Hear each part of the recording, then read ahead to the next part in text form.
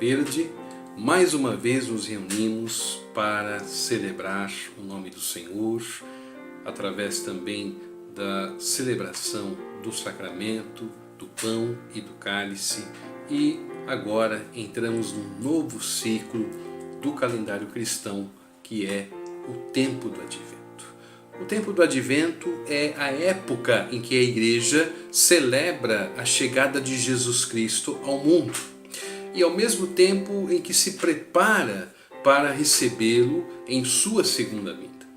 Celebra-se então aí a inauguração do reino de Deus com o nascimento de Jesus Cristo, Salvador, e celebra-se também a esperança pela consumação definitiva desse reino.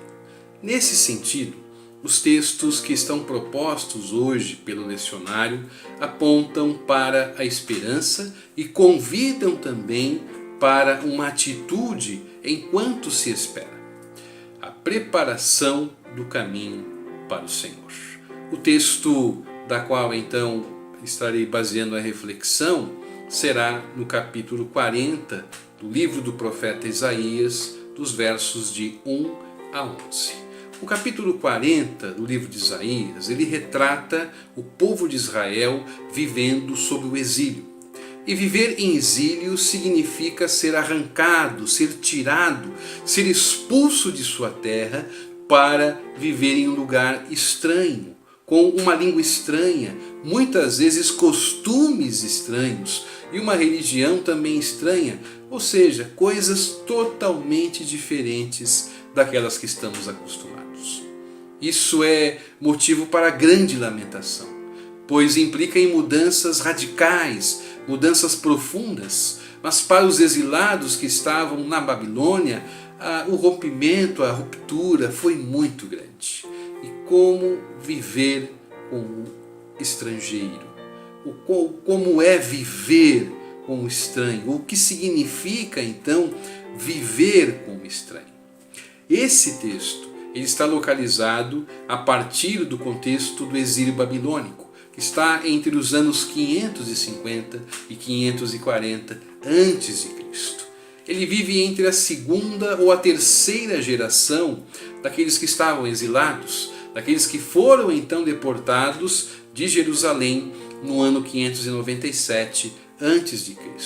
O rei Nabucodonosor da Babilônia, que reinou entre os anos de 604 a 562 a.C., com mão de ferro, tinha como objetivo não somente as vitórias nas guerras, mas a deportação dos líderes daqueles países então que eram conquistados. Assim fez com a população de Jerusalém. Após a conquista, os principais líderes foram levados então para o exílio. E em 597 a.C. foram levados o rei e a sua corte, junto com os altos funcionários do Estado, militares, sacerdotes e até os cantores do templo. A palavra profética, geralmente ela é uma palavra de denúncia daquilo que está acontecendo e não está certo, daquilo que acontece, dos crimes que são então cometidos, sejam eles de ordem social, sejam eles de ordem política, sejam eles também de ordem espiritual ou religiosa. No entanto, a palavra profética ela também traz uma mensagem de esperança, ela também traz uma mensagem de alegria perante aí uma situação de extrema miséria. Por isso que o texto de Isaías, no capítulo 40, nos versos de 1 a 11, é essencialmente um texto de esperança. Eu gostaria então de refletir pelo menos em 2 pontos da qual esse texto nos apresenta. Primeiro, consolai, consolai, é o que vemos então no verso de número 1. Ele vai remeter então à misericórdia de Deus, que tendo ouvido aí a queixa dos exilados, conforme o livro das Lamentações, o capítulo 1, versos 1 e 2, Deus então deseja colocar um fim no sofrimento. Ou seja, permitir ao povo que retorne para a sua terra, após décadas então de todo o sofrimento vivido no exílio. Ainda que o exílio não tenha terminado, é possível alegrar-se novamente, pois há sempre a esperança de um novo recomeço. E esta é uma das mensagens básicas aí do tempo de Advento. Recomeçar. Recomeçar. O que sempre não é algo tão simples, o que sempre não é algo tão fácil, o que vai exigir muito da nossa parte, vai então exigir de nós que tenhamos uma nova atitude, que tomemos uma outra posição, que busquemos forças e energias do fundo do nosso ser, para que então possamos nos lançar e iniciar um novo começo.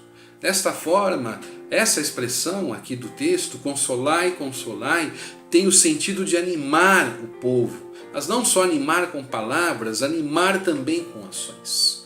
E a fundamentação para este consolo está na misericórdia divina. Termina então o tempo do cativeiro e todo o sofrimento que aos olhos humanos não parece ter fim, um dia terá. Um dia então ele irá cessar. Nos versos de 3 a 4, o segundo ponto que gostaria de destacar, voz do que clama no deserto. A voz do que clama no deserto, ela mais tarde foi associada com a figura de João Batista. Em seu clássico texto, lá no início dos evangelhos, onde diz: preparai o caminho do Senhor, todo vale será aterrado e os lugares escabrosos aplanados, significando aí a remoção de obstáculos, fazer então a limpeza, endireitar aquilo que está torto.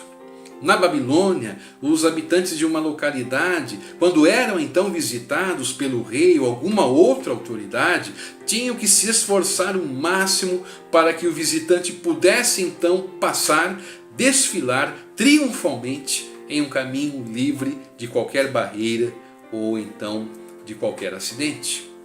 Voz do que clama no deserto.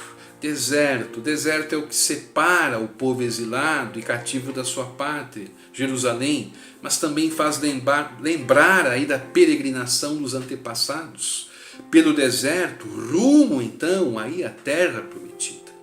Visualiza-se assim um novo êxodo, ou seja, uma nova caminhada, um novo tempo, um novo momento, onde novos desafios estão à frente e precisam ser então enfrentados. Mas esta voz que clama no deserto também pode ser entendida como a voz da razão.